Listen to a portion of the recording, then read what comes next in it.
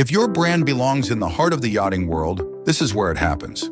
Yachting International Radio reaches over 1 million yachting professionals and enthusiasts every month, with 77 million impressions, 220,000 social followers, and 74,000 podcast subscribers. Our hosts are insiders, crew, captains, CEOs, trusted voices shaping the industry. This is targeted, high-impact advertising in a luxury niche. Visit yachtinginternationalradio.com/advertise. Your audience is already listening. Welcome to the Wellbeing Podcast. You're with Karine Rayson, the director of the Crew Coach.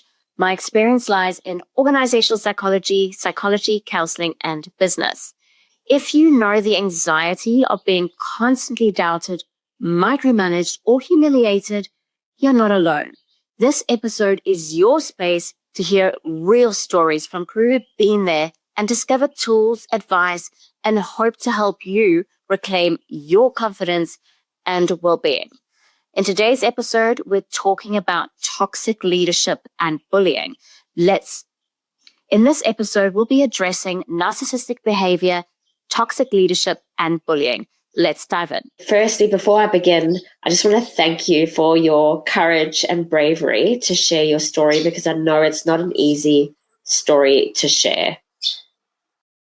Thank you so much, Karine, for having me today. It's an absolute pleasure, and I'm very excited to share my story and to be a bit of a voice for the industry. So thank you so much for having me today.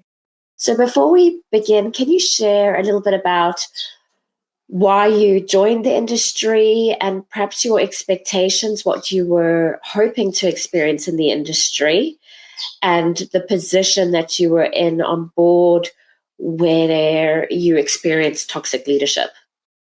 So I joined the industry because I was in a kind of corporate office setting where I lived before I did yachting. And the long hours in the office really demotivated me. Working a 9-to-5 job, driving in traffic, it really wasn't for me. I just woke up one morning and decided, well, I'm going to contact my cousin. She's in the yachting industry as well. It was just such a fresh breeze, actually. I love yachting. The fact that you can wake up every morning in a different location. I have a very big connection to the ocean. I love the ocean. So I absolutely loved it. And the position that I was in during this challenging time on board, I was just a normal stewardess. Okay, great. Thank you. Now, I know you experienced a lot of stress and anxiety during this period, working under a narcissistic HOD. Can you reflect back on that time? What were the early signs for you that something wasn't quite right? Because I know working under someone who's narcissistic, you may experience gaslighting or self-doubt, and you're questioning, is it you? Are you the one making the mistakes, or are you not good enough for the role? Because they can certainly make you feel that way. So if you can just take us back to that time, what changes did you notice within yourself, or what question marks did you have to make you think, I don't think this is normal? So for me, it was kind of a thing that from a young age, I just didn't stand for bullying. My mom always told me, always stand up for yourself, always be fair, and always be kind to everyone. It doesn't matter where you're from. So for me, it was unusual behavior from the start. I made sure I documented everything, just to make sure that I wasn't the problem, to be able to go back, read through things, and know I was on the right track, to have my own back at the time. Then the good old micromanaging started to happen. It wasn't just in front of the crew. It would also happen when we were alone. She would micromanage me with small little jobs, like hot washing the toiletry cupboard or checking expiry dates. I did this really big job, labeling and organizing, you know how these things go. And then the green stew comes in, and she says she has to redo the job because I didn't do it well enough. At the end of the day, in front of everyone, we had to show our work. And the HOD said, you're not doing a good enough job. She gave the green stew credit and said she would have to redo what I did. For me, having almost 5 years of experience in yachting, that really demotivated me. It made me doubt myself. And she didn't stop there. She overworked me, gave me unreasonable jobs and impossible timelines.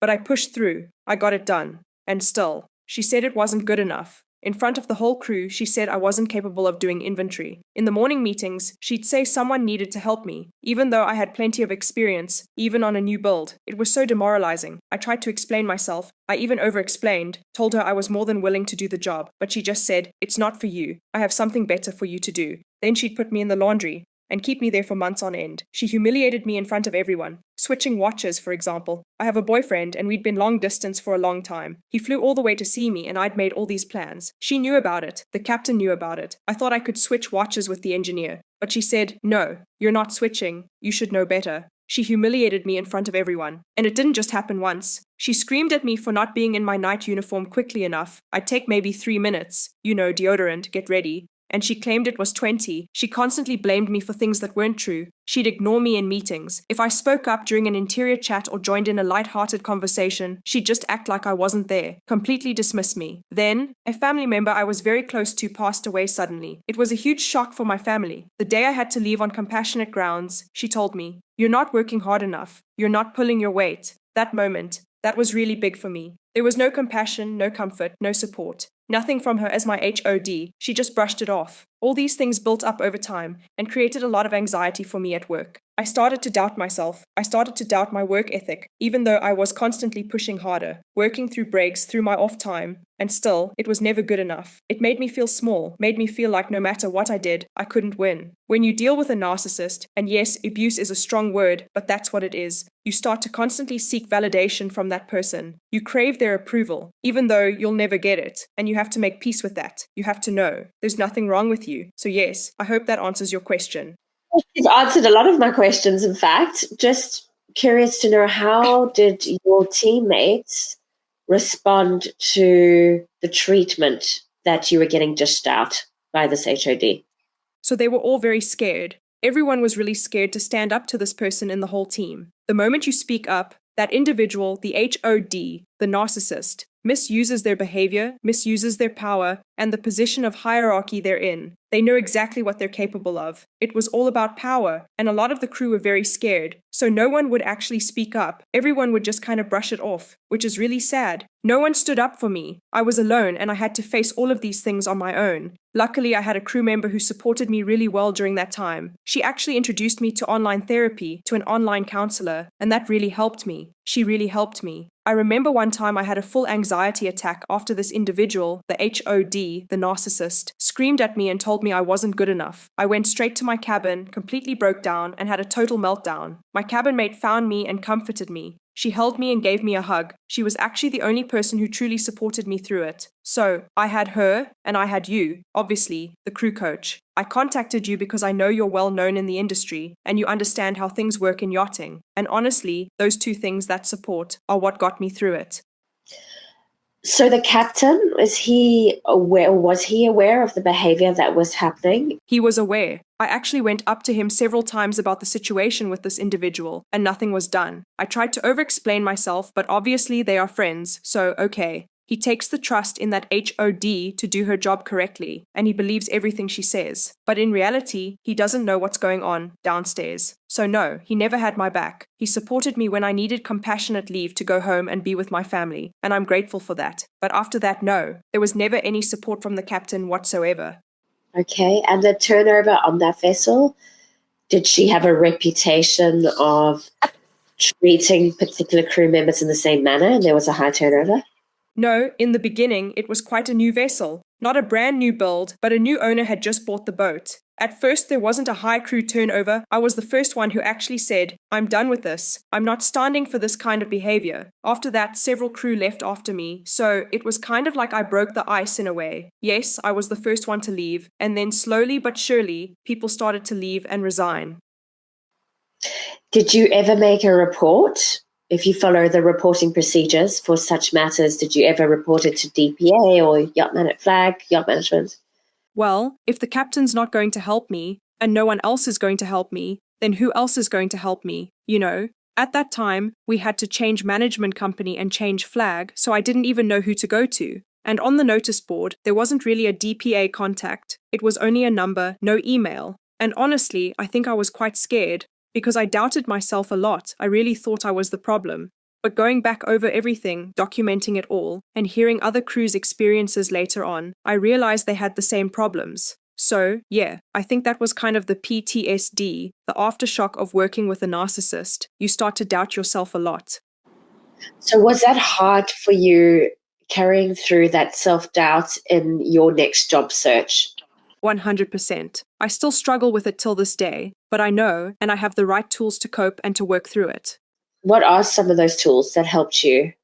Therapy, obviously, and speaking to you those couple of times really helped me a lot. Yeah, therapy and having someone in your life that supports you and a crew that supports you, that really helps me every single day. Meditation as well helps a lot, it really does. And to also be on the lookout for your other crew, almost to be like a big sister in a way, to make sure everyone's okay. And I think even to this day, that still has a big effect on me because I always make sure everyone around me is okay, but I never really check in with myself. So now I try to make sure I'm fine first before I check in with other crew. But yeah. Good, excellent.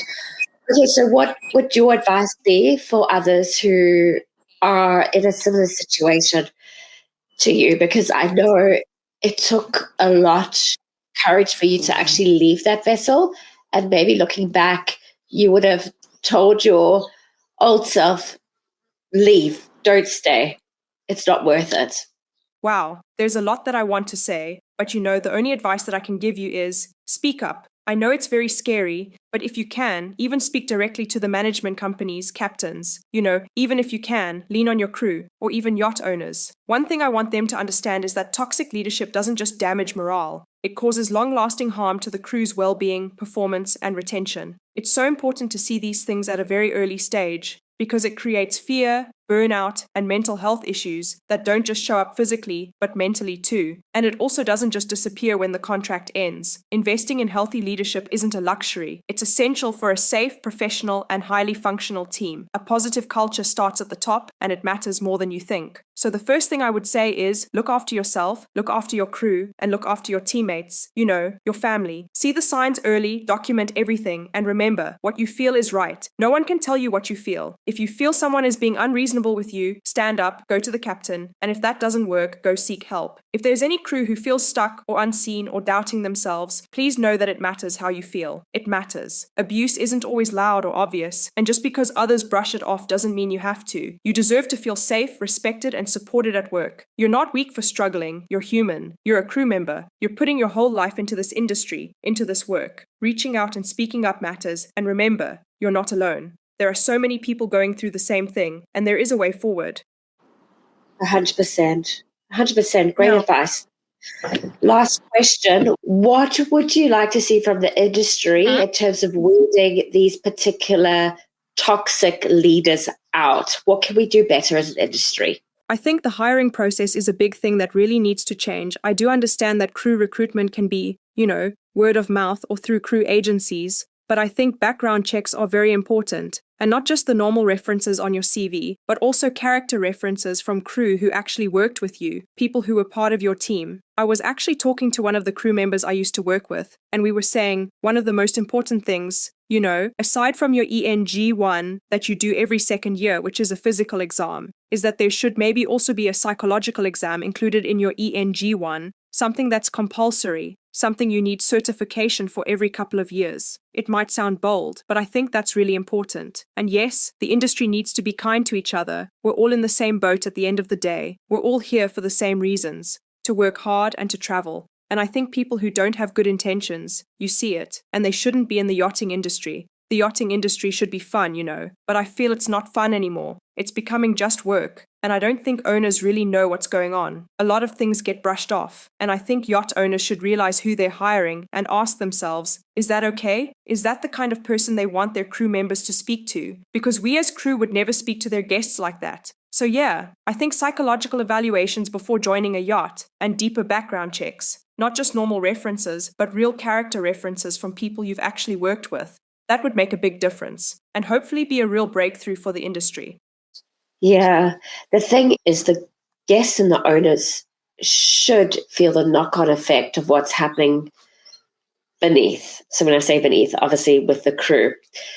And toxic leadership, bullying, narcissism, that threatens the psychological safety of the crew. And it's more likely the crew are going to make mistakes as a result, which then impacts the owner and the overall atmosphere on board. Because you can feel and you can sense it when you walk on board and there is a warm, positive energy versus those who are highly stressed and anxious. Yes, I think in the situation that I was in, it was very brushed off. And I don't think the owners really realized, because it's all a bit of a smoke and mirrors kind of vibe, you know? So yes, I think there's also a very fine line where owners actually don't really see, or maybe don't really care. But once you start speaking up and the owners start to realize what's actually happening, then it becomes a big breakthrough. Because you can obviously see when the crew morale isn't great, it shows. Yeah, 100%. Yes. Again, thank you. Thank you for your bravery and your courage in sharing the story. I know it's confronting and it's not easy, and it brings up past emotions as you have to process and live through these experiences again. So I really do appreciate it. And if anyone needs help or support, please do reach out. Don't suffer in silence. Yes. Thank you so much, Karine. I really appreciate it. And thank you for being so amazing in what you do, for standing up for crew mental health, and for prioritizing it in the industry, because it really makes such a difference. It's honestly been such a pleasure talking to you, and I just want to thank you for everything you're doing to bring awareness and support to the people who need it most. I hope you have a lovely day, and good luck to everyone heading into the end of the season and pushing over to the Caribbean. Good luck with the crossings, and to everyone listening, I hope you realize that you are not alone, that you can reach out, and that it's okay to be human. We'll always be here for you, and if you need someone to talk to, contact Karine. She's amazing. And just remember that there are so many people out there who genuinely care about you and love you for who you are. You're not alone in this, and together we can make this industry better for everyone. I'm sending love to everyone and wishing you all safe travels.